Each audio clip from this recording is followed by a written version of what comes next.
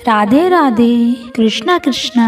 श्री कृष्ण कहते हैं, अगर कोई तुम्हें दुखी करे तो बुरा मत मानो, क्योंकि लोग उसी पर पत्थर मारते हैं जिस पेड़ पर ज्यादा मीठे फल होते हैं। जब इंसान बिना चाबी के कोई ताला नहीं बनाता तो फिर वे तो भगवान है। फिर वे ऐसी समस्या का निर्माण क्यों करेंगे जिसका कोई हल भी ना हो। इस सुंदर रूप, धन, जवानी, लालच, बेईमानी, छल और चिंता सब यही पड़ा रह जाएगा। व्यर्थ की चिंता किसी काम की नहीं है। आज खुशी से जियो, क्योंकि अगले 1 घंटे के बाद क्या होगा ये किसी को भी पता नहीं। समय पर समय देने वाला व्यक्ति अगर समय में मिल जाए तो समय को अच्छा होने में समय नहीं लगता। सरल स्वभाव वाले व्यक्ति को कमजोर समझने की भूल कभी मत करना। सरलता उसका संस्कार है, उसकी कमजोरी नहीं। वक्त से भी ज्यादा भावनाएं महंगी होती हैं, इसलिए जो उसे समझ सके उसी पर उसे खर्च करना। कभी कभी मन को मना लेना ही बेहतर होता है, क्योंकि हर जिद हमें खुशी नहीं देती। मन बड़ा तो सुख बड़ा, निर्भर मत बनिए। अगर वे चले जाएंगे तो आप बुरी तरह से टूट जाएंगे। हर कोशिश कामयाबी होगी यह जरूरी नहीं, पर हर कामयाबी के पीछे कोशिश जरूर होगी। अगर किसी को आप अच्छे नहीं लगते तो उसके सामने अच्छे बनो भी ना, क्योंकि खुद से ज्यादा आपको पता है कि आप कितने सही हो। इंसान को इंसान धोखा नहीं देता, इंसान को इंसान से लगाई उम्मीद ही धोखा देती है। हर जगह मुंह मारने की आदत तो एक दिन इंसान का सब कुछ बर्बाद कर देती है। यहाँ रुलाता तो हर कोई है, लेकिन जो आपके लिए रो पड़े उसे अपनी जिंदगी से कभी भी अलग मत करना। समय इंसान को सफल नहीं बनाता, पर समय का सही इस्तेमाल करना इंसान को जरूर सफल बनाता है। लोग आपकी तारीफ करते हैं ये तो आपकी योग्यता है, पर आपसे जलते हैं तो ये आपका हुनर है। सच्ची बात को बोलने वाला और सही राह पर चलने वाला इंसान हमेशा दुनिया को कड़वा लगता है। जिसकी फितरत हमेशा बदलने की होती है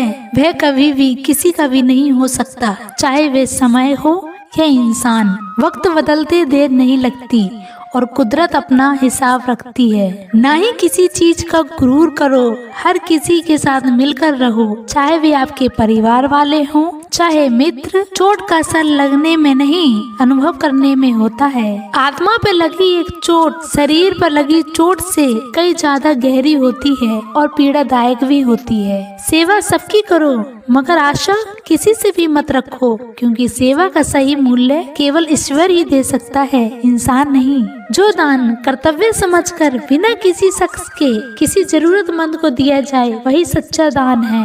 अगर आपने गलतियों से कुछ सीखते हैं तो गलतियां सीढ़ियां बनती हैं, और अगर कुछ नहीं सीखते तो गलतियां सागर हैं। फैसला आपका है कि चढ़ना है या डूबना। जो जितना शांत होता है वह उतना ही गहराई से अपनी बुद्धि का प्रयोग कर सकता है। निंदा से घबराकर अपने लक्ष्य को छोड़ो मत, क्योंकि लक्ष्य मिलते ही निंदा करने वालों की राय बदल जाती है। नकारात्मक विचारों का आना तय है, लेकिन ये आप पर निर्भर करता है कि आप उन्हें कितना महत्व देते हैं या सकारात्मक विचारों पर ही ध्यान लगाए रहते हैं। प्रेरणा का सबसे बड़ा स्रोत आपके अपने विचार हैं, इसलिए बड़ा सोचें और खुद को जीतने के लिए हमेशा प्रेरित करें।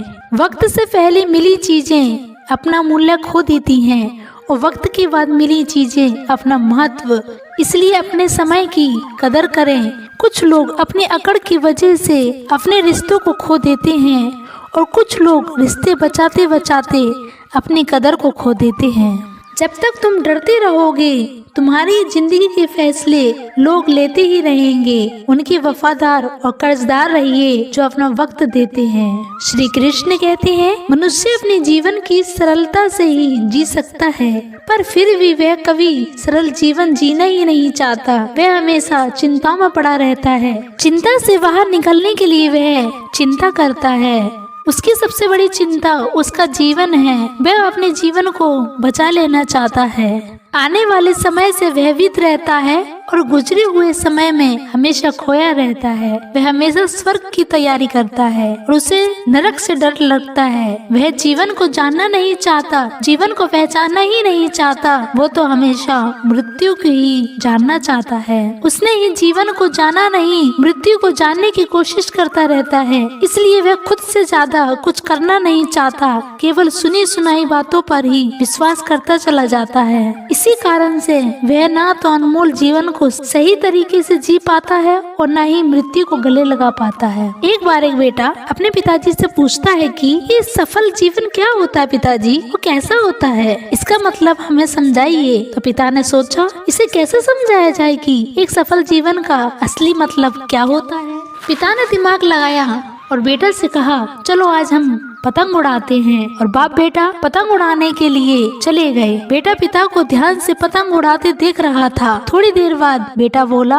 पिताजी धागे की वजह से पतंग ऊपर नहीं जा पा रही है। इस धागे की वजह से पतंग आजाद नहीं है, क्या हम इसे तोड़ दें? ये ऊपर चली जाएगी, अगर हम तोड़ देंगे तो। पिता ने धागा तोड़ दिया। पतंग थोड़ा सा ऊपर गई और उसके बाद लहरात कर नीचे आई और दूसरी अनजान जगह पे गिर गई। तब पिता ने बेटे को जीवन का सही दर्शन समझाया कि बेटा जिंदगी हम जिस ऊंचाई पर हमें अक्सर लगता है कि कुछ चीजें जिससे हम बंधे हैं जो हमें ऊपर जाने से रोकते हैं। जैसा आपने अभी कहा है कि पतंग को धागा रोक रहा है, अगर हम तोड़ देंगे तो ये ऊपर चली जाएगी। इसी तरीके से घर, परिवार, अनुशासन, माता पिता, गुरु और समाज हैं, ये भी हमारे जीवन के एक धागे का काम करते हैं और हम इनसे आजाद होना चाहते हैं। घर से आजाद होना चाहते हैं, परिवार से आजाद होना चाहते हैं, अनुशासन में नहीं रहना चाहते, गुरु और समाज से आजाद होना चाहते हैं। आजकल देखा जा रहा है अक्सर बच्चे आजादी की चाह में घर परिवार को छोड़ रहे हैं, समाज की परवाह नहीं कर रहे हैं और कोई अनुशासन नहीं, उनके जीवन और उनके गुरु